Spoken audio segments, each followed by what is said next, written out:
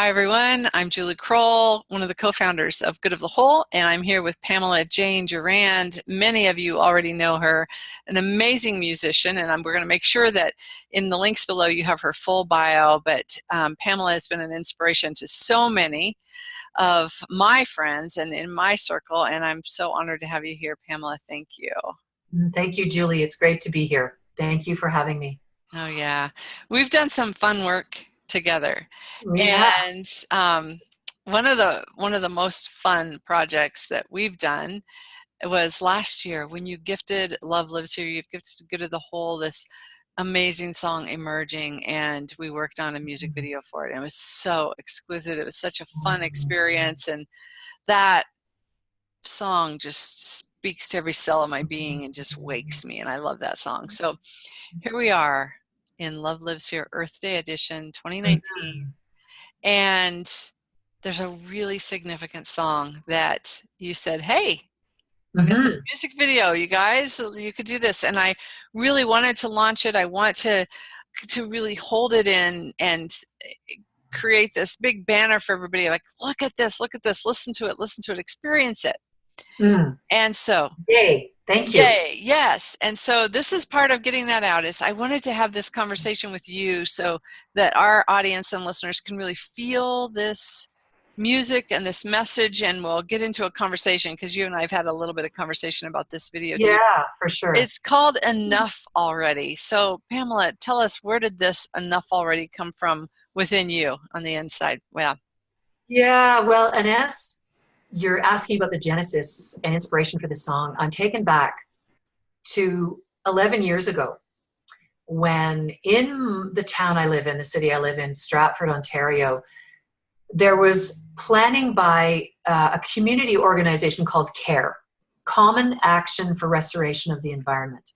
They were hosting an Earth Day symposium, and it was months away, and I heard a rumble that this was happening, and they were having an amazing Canadian keynote speaker, Stephen Lewis, coming, who's a profound orator, humanitarian, lover of Earth, and he was going to be speaking with Barbara Coloroso, the educator, and she's also an environmental activist. And interestingly, it was through Stephen and Barbara Coloroso that they came up with the name for this Earth Day Symposium.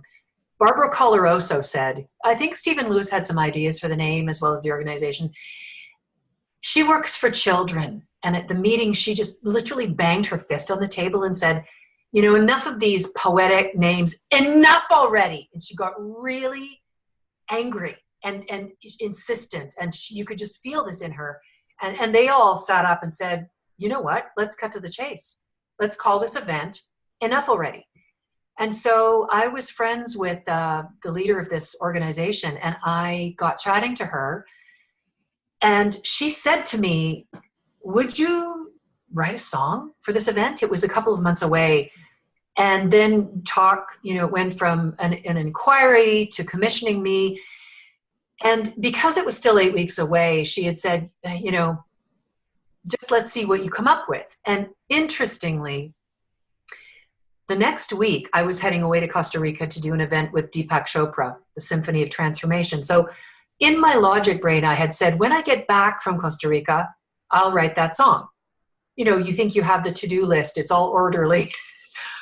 But I came home, and that spark of inspiration was in me. And she, my friend Carrie from Care Stratford had sent me all the ideas and the visions and what she had hoped it would contain and address. And also Barbara Coloroso's really urgent, emphatic, enough already, right? So I was thinking it was going to come a few weeks later. And that night, as I walked past my daughter's room and saw shoes spilling out of her closet, as a teenager, she was kind of like the Imelda Marcos. Oh, I have goosebumps. And then I know the song. I'm going to pause for a minute and let them know you've got to listen to this closely. And I've just got goosebumps because I walked past her. I was like, okay, I'll look at writing this song when I get home in a few weeks. I'm getting goosebumps too. And then I went to walk my dogs, and I went in the neighborhood, and I saw it was a beautiful, affluent neighborhood, large homes, driveways with several vehicles. I came home, and every bone in my body said, sit down at the piano now. Mm. I placed my hands on the piano. The chords started playing me. And I heard my higher self say, how many pairs of shoes do you need? How many cars? How many square feet? Is it a case of want or need? Or are we awash in an ocean of greed? And then it just kept coming, whether fashion or fortune, we've all been seduced. More is better, and so we consume. And within 2 hours, I grabbed my pen and my paper, and the words just came to me. And I laughed, and I called, I'm going to cry, I called my teacher friend. She worked at the high school.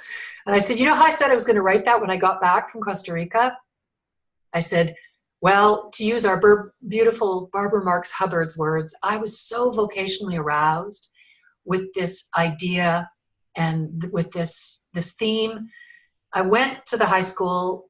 We found a piano in a corner, literally, of a hallway. And I said, sit down, I got to play it for you. It's 24 hours old. And so it was kind of rough. I had the words written out. And I sang it to her, and she literally was so moved. And she said, yes, yes. So then, that was the beginnings of it. And I literally got this really anthemic, simple, repetitive chorus. Enough already. Don't we have enough already? Enough, enough, enough already. And so I sang it at that Earth Day symposium. And interestingly, I got to be in my bonnet to do a whole bunch of Earth Charter presentations that week in a bunch of schools and high schools. And I did so many presentations because I was so on fire with the message that I practically lost my voice by the time there were 1,200 people in the audience. And I just literally got through the song and my voice was gone. It's like I'd spent every vocal coin I'd had. That's what my singing teacher used to say. You have to be careful not to spend all your vocal coins. But I just felt like I'd poured my entire being into it. So that was the first performance of it then. And it's had quite a life and an evolution since then. And it wasn't until 2014 that it was produced on my record, The Sound of the Dove. And when I sing it live, it's very anthemic and has an urgency. And I was chatting to you a bit before our call, that I can get kind of riled up in an audience, and it has much more of that soapbox feel. When I went into the studio, the conversation I had with my producer, because I was singing, or are we awash in an ocean of greed? And I was like hitting people over the head. And he is a very sensitive man. And really, in the creation of my record, he invited me to look at every one of my songs in a different way so that it wasn't obvious hitting people over the head. So my first thing was, and I come from a musical theater background, so it was a little bit more in your face. He invited me to sing it more subtly and more tenderly. He said, I don't want you activating shame and guilt in people. I want this to be from the ache in your mother heart, so that I can almost hear the sob in your voice, as though people will feel there's an angel on their shoulder. Because people aren't motivated to change from shame and guilt. Mm. They're motivated to change when you touch their heart. And he said, and you're going to do that by singing from a place of vulnerability and truth. Mm. Beautiful. Wow. Yes, we're going to invite everyone to view this live right following this video presentation. And to me, there was the whole juxtaposition too. I'm hearing Barbara's voice slamming down saying enough already, and then I love don't we have enough already? Like I'm hearing these two things that you say, which are so just enough. They're so enough, like, in your representation of it. And I'm also hearing the producer song, because there's part of me that wants to get in there and just say, yes, enough already, pound on the table myself. And I have a really good example of this, Pamela, because I'm so glad we're having this conversation. I have been in many meetings with evolutionary leaders, and there's these two different worldviews that we really hold. Mm-hmm. And there's that worldview that everything's falling apart. We have to hurry up. It's going to be too late. It may already be too late. Enough already. Wake up. Hello. There's this Yeah, voice, right? yeah, Fear, damnation, shaming, that whole thing that happens. yeah, And yes, it's kind of like, I want to shake you by the shoulders and wake you up. yeah. And Which these, has its place. It has its place. I get you, but yeah, yep. yeah. So here's the one view. And really at this moment when this really came to a head for me, as I'm listening to this view, and I'm trying to hold a whole world view, Mm-hmm. and how the impulse of evolution is moving through us, and how the impulse of creation is creating through us. And if we really believe that, we have to Yes. hold this field for it. And so literally we had leaders who believe in the impulse of evolution doing this work on the planet, who believe in the impulse of creation creating through us, who are trying to wake people up. And I asked Ken Wilber one time, I said, so he was Skyping into a meeting, and I said, so if we're at this level of consciousness and we need to get at this level of consciousness, Mm-hmm. and how do we do that? Like, Right. knowing, like, Yes. can we wake people up? And he's like, no, they wake themselves up. Mm-hmm.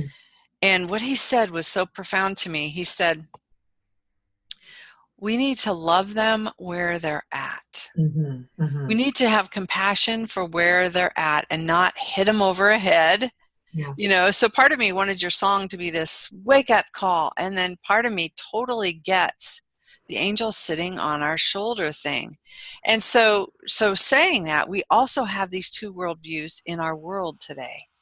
So I'm wondering, I'm going to ask you a question out of this, because I'm holding this idea here that as we move from fear and separation, Mm-hmm.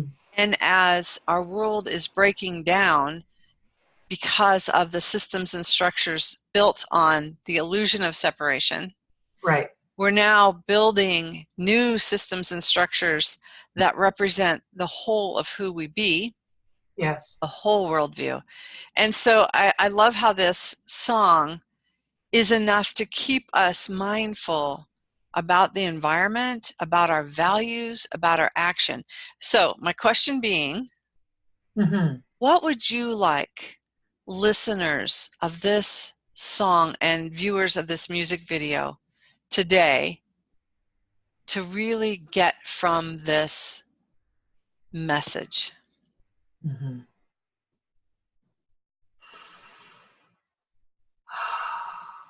Well, I'm going to answer this by first of all saying, so often the messages that we receive that make an impact and actually elicit a change come through the back door. Like that not hitting over the head. And I'm actually going to refer to conceptually, I think one of the best environmental songs ever is Big Yellow Taxi by Joni Mitchell. So she ended up having her environmental message 40 years ago through a kind of quirky tongue-in-cheek song that had a lot of humor. I mean, there was a lot of depth to it, a lot of that urgency as well. Mm-hmm. But it played, it was playful. It was an up-tempo folk tune with a lot of humor in it. And so I think that the way my song is cloaked, I think of it as this plaintive plea from the heart of the mother that is countering. When I think of the great mother holding us all and our mother Gaia, I mean, we feel her urgency with floods and earthquakes and the tempests that are being evoked and, spurring us on with all of the climate change and earth changes that are happening that we're seeing through the weather.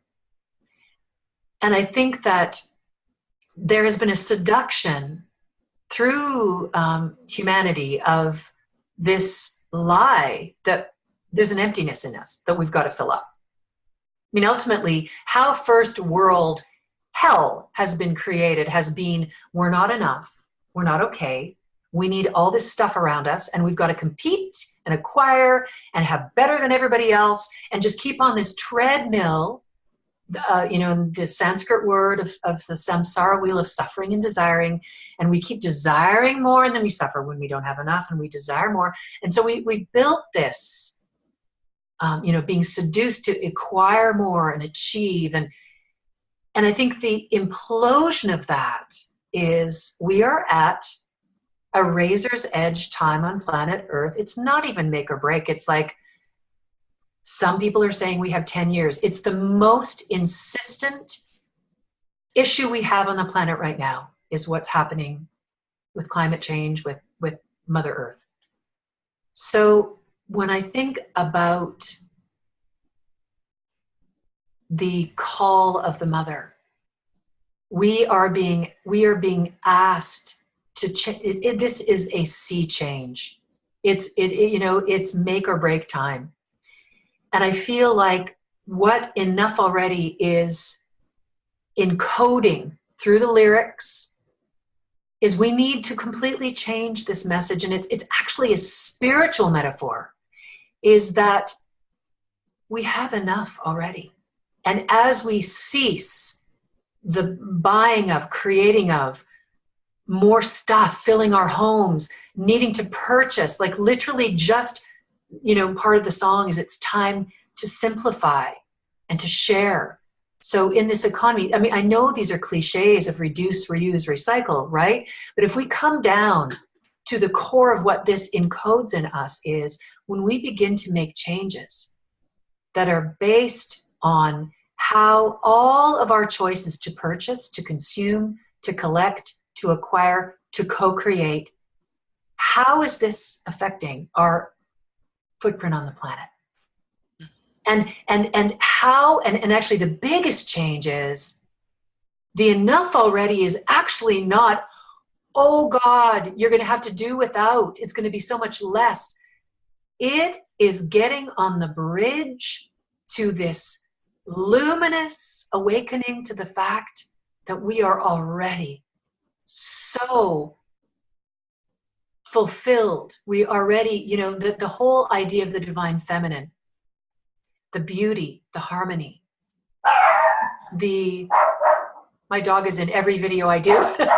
We just welcome him. He's just welcoming the voice of, all of the things that we are seeking through stuff, if it's clothing or shoes or whatever people have, like collecting cars or whatever, however we're polluting the planet.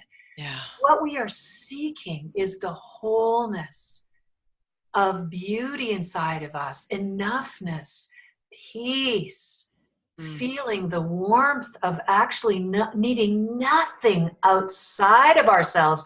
So the Enough Already that I write about is actually an awakening to the all-sufficiency of our divinity, and also of the incredible joy of co-creating with others, that doing things with others, instead of going shopping to the mall, like getting out in nature. This whole song, Mother Nature stands at the door. Every day we come asking for more. It's a plea to reconnect to our essential divine nature that is not separate from the earth, from the trees, from the water. When we understand that we are elemental, we don't need a ring on our finger. We don't need 3 more shirts. We want to go stand in the forest, and I want to cry because the raiments of the leaves and the branches and the sky above, this is our greatest feeling of well-being and connection and connection to the earth and to each other. So it's not like enough already, buy less, you're going to be an ascetic and you're going to have to suffer and it's actually about the richness of understanding that so-called third world countries. I have traveled to places where there are small children that beam a radiance that were not raised with being given every toy, every gadget. They sit in dirt and play with sticks and stones, and they're creative. They cooperate with each other. they look at you and beam this love from their eyes because they know they're enough. Mm. And they're not having a temper tantrum because they didn't get the latest fill in the blank. There's a different soul in a being that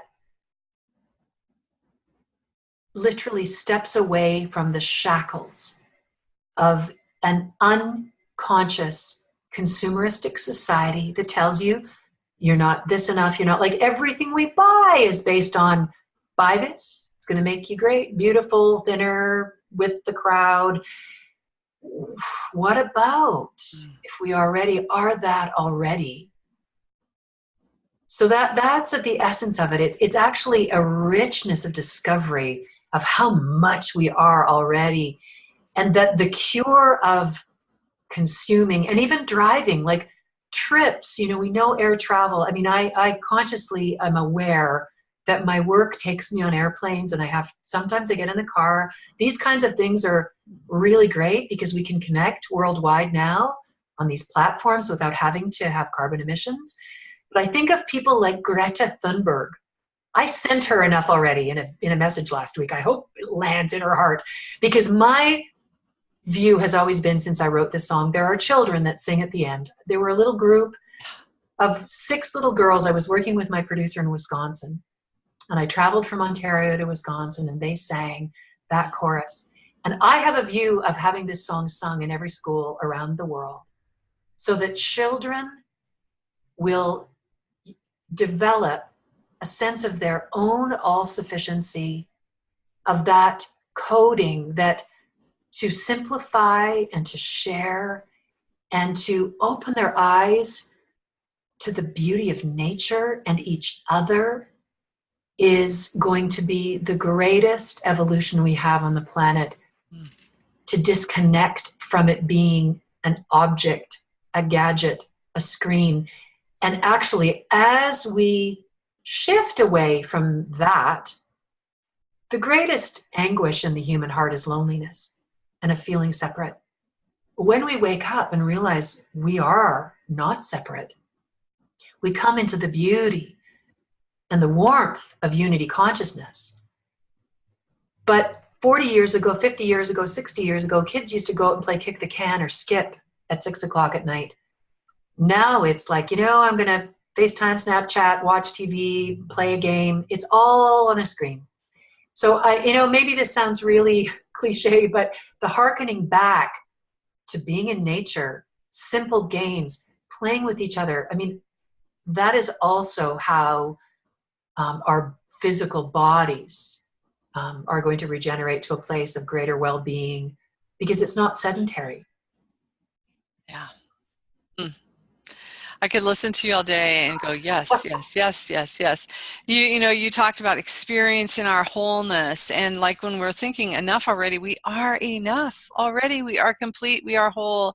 And that message, as it gets out to me, is like you said, it's the best medicine ever. And so I love seeing this. I'm going to hold that vision with you, that it's in every classroom, because quite literally, that is a message our children need to hear.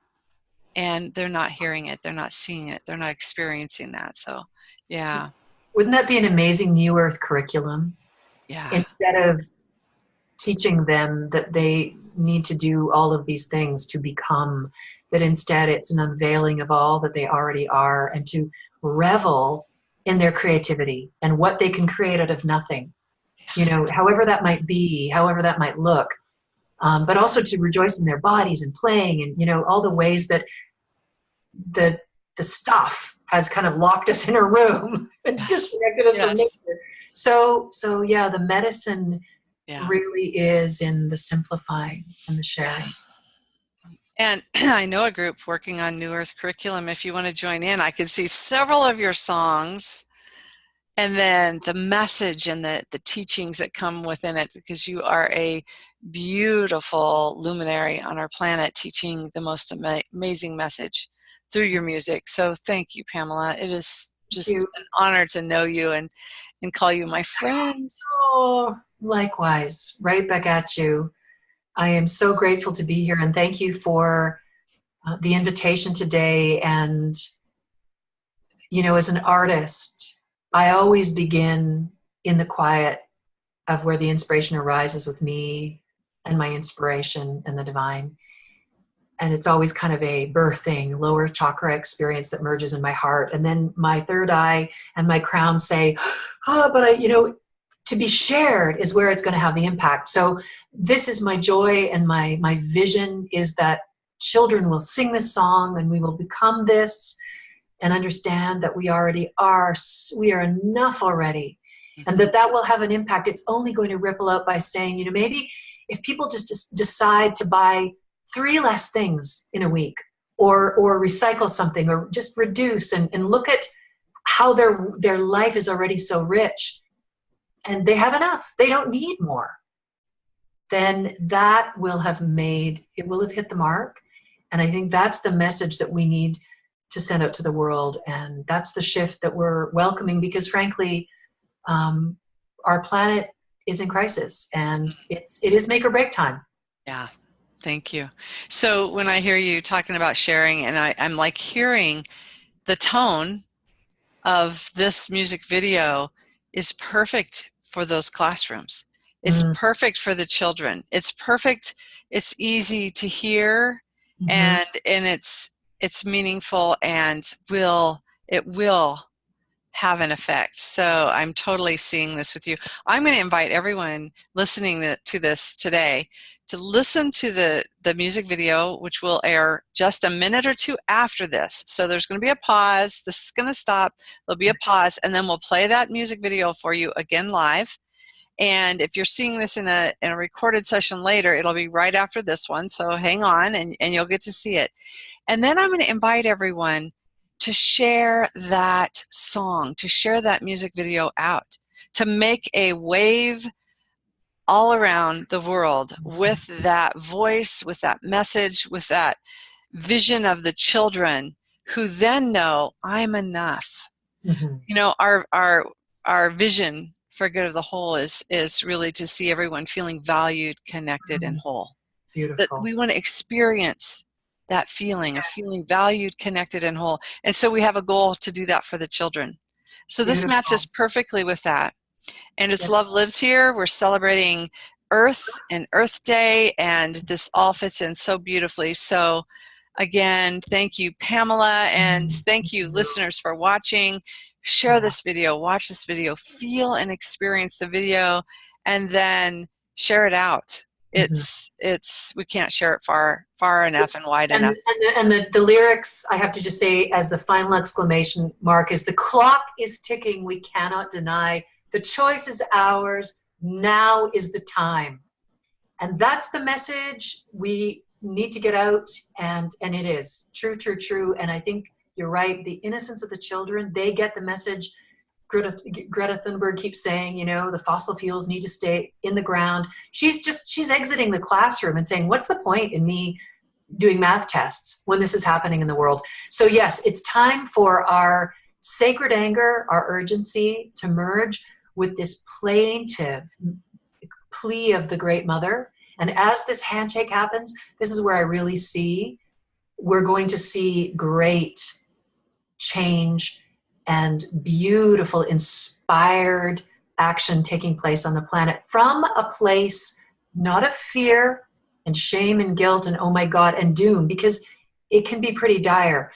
I believe in love as the greatest force, miracle, generative quality that creates the miracle of a baby inside of us. I believe that this shift is going to happen from this place of the miraculous place of love, that as we all shift into the knowing that we are here to do this, and we have the blueprint of this divine design to achieve this task that's before us. That's love that's going to urge us on. Just as the mother gives birth to the child, we're birthing this next stage of human evolution that's going to include reclaiming the Garden of Eden, seeing our earth as in full beauty, full harmony, full cooperation. Beautiful. And in birthing and in healing, we need to relax to allow that process to come forward. So we relax into the love. We relax into that that love. I'm not even going to put more words. When we relax into that, the fear, the anxiety, the doom and gloom, the shame, it's goes away, and we create the conditions for that birthing and that healing to come forward. Yeah. So I think that Yeah, you're thank you. right. The innocence of the and the tone of the song is that it is a love song to the future, knowing that we have already achieved this. It is a love song to our earth, healed and whole, and the celebration of us playing together in all the beauty, in all of the ecstatic wonder of all Mother Earth has to give us, and all the ways that we were on our knees and polluted and disempowered ourselves and the planet. Those are all fading into the background because it's time. It's time. It's And I time. know it's time for us to stop because Yeah, it is time. Enough we could talk already. forever. Enough already. We could Enough do already. we could do a marathon, couldn't we? You and I could I go for hours know. and hours. Enough already. I Thank love you you. dearly. Thank you so much. I love you dearly, and thank you for being such a beautiful steward of our dear Mother Earth, and gifting us with your music again and again. So thank you, Pamela Jane Gerrand. And there'll be Pamela's bio and links. We'll make sure they get into the comments. You'll be able to find her, as well as probably the lyrics of this song. We'll put that there, and we encourage you to share, share, share widely. So thank you all for joining us, Yay. and yeah, enjoy. Enough already. Mm.